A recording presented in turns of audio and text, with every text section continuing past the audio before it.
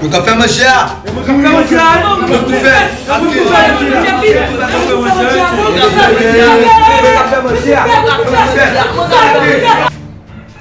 Mwen pou fè. Silence. Mwen ka fè manje a, se mwen ka fè plus. C'est bon.